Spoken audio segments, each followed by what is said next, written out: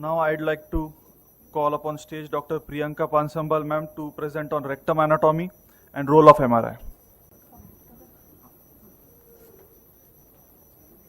Good morning everyone. Rectum anatomy, I'll be emphasizing on the rectum anatomy and role of MRI in the rectal malignancies.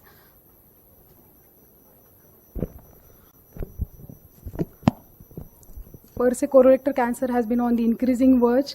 The development of the imaging modalities and the introduction of the new multimodality therapies has been increasing on the incidence, leading to the local recurrence rate and the other things. Going to the conventional anatomy, rectum begins at a level of S3 level as a continuation of the sigmoid colon. It is differentiated from the rest of the colon in the form of absence of tinea coli, hostra, and appendices evolucate. Though usually in the lower mammals, the rectum is straight. In our case, the rectum usually follows two curvatures according to the sacrum and coccyx. Two major flexures, the sacral flexure concavity anteriorly and rectal flexure convexity posteriorly. There are three lateral flexures due to transverse fold. Amongst them are the superior, intermediate, and inferior. Amongst them is the intermediate is the most consistent one. There comes the peritoneal reflections, defining the rectum into the upper, middle, and lower, defining their coverings, the rectovesical pouch and the rectouterine pouch, again depicting the conventional anatomy on the form of sacral flexure and the anorectal flexure. Depending on that, we have to define for the surgical point of view, the rectum is divided into the low, mid, and high, depending on the level from the anorectal junction, 0 to 5 centimeter, 5 to 10, and high 10 to 15 centimeter. Next, coming to the peritoneal cavity, the rectum is partially peritonealized structure. In the low rectum, it is entirely covered by the mesorectal fascia. In the mid rectum, the peritoneal cavity is seen only anteriorly, and the peritoneal cavity in the high rectum is anteriorly and towards the lateral aspect.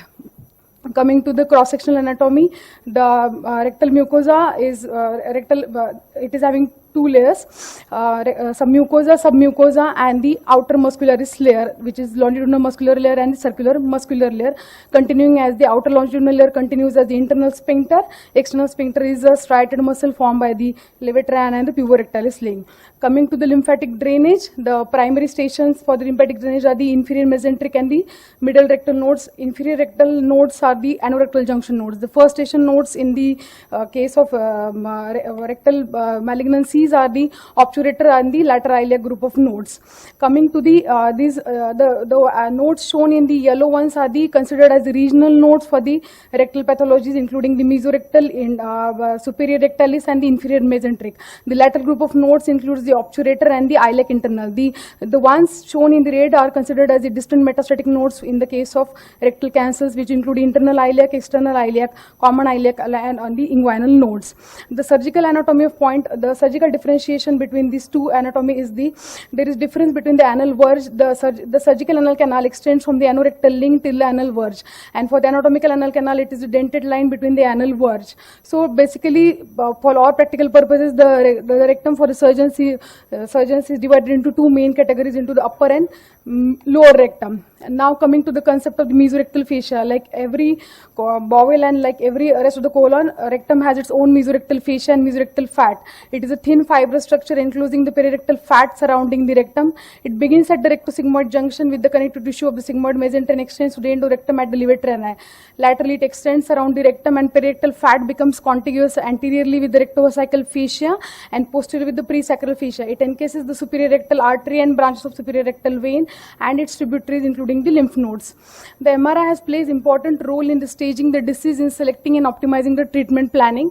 MRI has become the most important for the local staging of the rectal cancer for both primary staging and restaging after the preoperative chemoradiation. It provides high accuracy for the depiction of the circumferential resection margin, which is the non-peritonealized portion of the rectum, which usually surgeon resects, and MRI is the most accurate imaging modality to determine the CRM. Then in that order, the T category and the nodal status in that order. It helps assess the resectability and decide between the sphincter saving or more radical surgeries. MRI technique, depending on that, Mercury group has defined as high resolution T2 weighted sequences in multiple planes with thickness of 3 to 5 millimeter are usually recommended. Patient preparation is usually not recommended unless and until we are dealing with the upper rectal cancers. Use of spasmolytics can be done. Endorectal feeling usually is not advised because it falls positively distance the rectum and obliterates the distance between the actual tumor and the mesorectal fat. Sometimes the distance from the anal verge is also has given the false positive reports.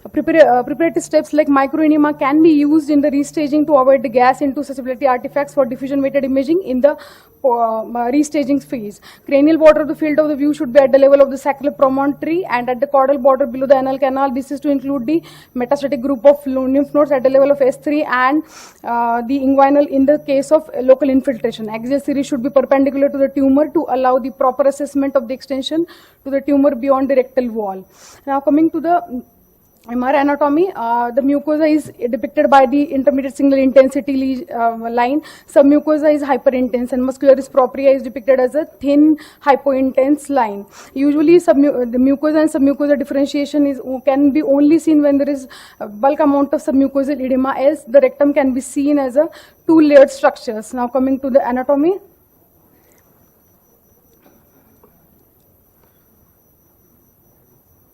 This we can see as a external sphincter, the muscularis propria going up ahead. This is the mesorectal fat containing the mesorectal vessels and the nodes. This thin T2 hypointense line is the mesorectal fascia. Coming on to the coronal anatomy, the levator ani forming the external sphincter with the puborectalis, the intersphincteric plane. This is more important for the lower rectal tumors, the internal sphincter formed by the outer longitudinal muscle. Coming to the sagittal anatomy. Now this we can see the sagittal anatomy, sagittal section should be covering from extremes to the side pelvic walls. Now this will be the peritoneal reflection. Usually peritoneal reflection is seen at the level of seminal vesicles in the male, at the level of, and in the females at the uterocervical junction. This thin hypointense line, if you can appreciate, is a peritoneal reflection defining the upper rectum, middle rectum and lower rectum. This is the rectovesical pouch, the intraperitoneal space and the extraperitoneal rectum has been shown. Why we are dealing so much with the rectal MR, and there is a difference between differentiating the rectal colon and rectal cancer and the colon cancer.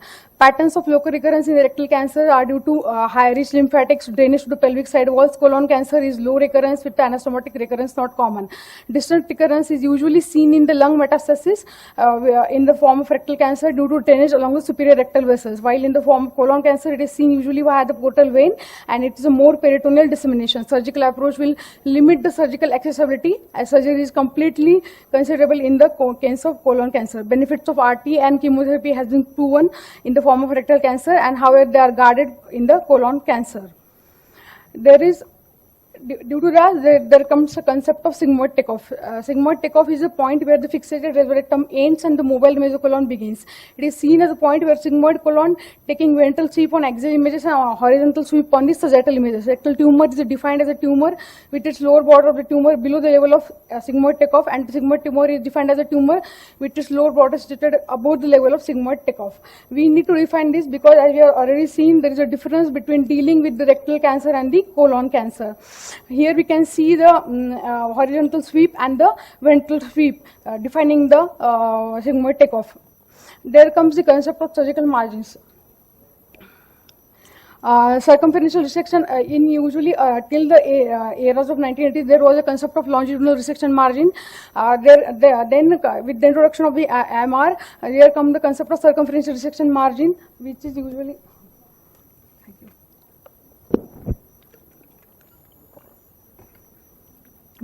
due to the circumferential resection margin, which is usually the resection of the non-peritonealized portion of the fat that is resected during the surgery.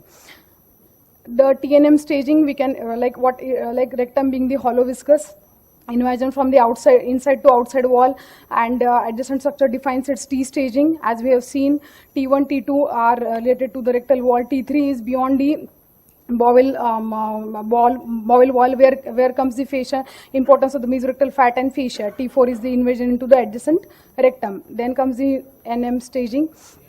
This is the lymphatic drainage. Then the evolution of surgeries has come. This is due to the depiction of the accurate local staging of depending on the MRI. Multimodality therapy has been advised for the locally advanced resectable cancers, long course of neoadjuvant CC therapy, short course radiotherapy, complete neoadjuvant chemotherapy, and upfront surgeries, followed by the report templates. There are a number of report templates available on the net. If you have a structured report template, you won't miss anything like tumor location, morphology, distance from the inferior border, relationship to the anterior peritoneal reflection, craniocaudal length, circumferential location. Then comes the T category. The report templates of the lower rectal tumors must include the invasion of the sphincter complex, the internal sphincter, intersphincteric plane, and external sphincter. EMVA and CRM are the two most important things. Coming to the few cases now. Now this, as you can see, there is a circumferential intermediate thickening along the posterolateral aspect of rectum with adjacent mesorectal fat standing. So this proved to be a T3 stage, though there is N1 nodes, we could see only few nodes. Those were not metastatic, proven on the PET CT. Now if we can see, this being the lower rectal cancer, the intersphincteric, the internal sphincter is involved, and intersphincteric plane is obliterated on the left side. So this patient will be posted first for a neoadjuvant CTRT, then that will be downstage, and again upfront surgery can be planned. Coming to a more metastatic disease, a large tumor involving the large polypoidal growth tumor involving the middle and lower rectum.